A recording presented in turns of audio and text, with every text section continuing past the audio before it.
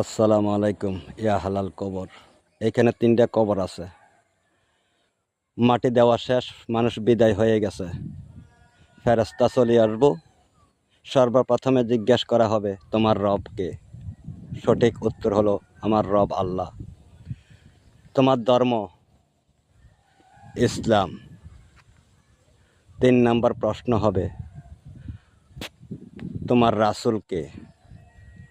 আমাদের নবী হযরত মুহাম্মদ সাল্লাল্লাহু আলাইহি ওয়াসাল্লাম।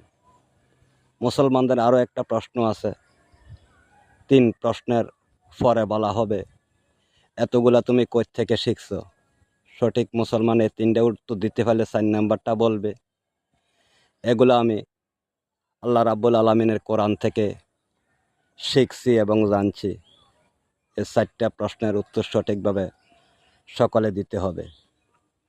সকল মুসলমান এগুলা জানতে হবে। তো সকলে তাদের জন্য দোয়া করবেন। আল্লাহ হাফেজ।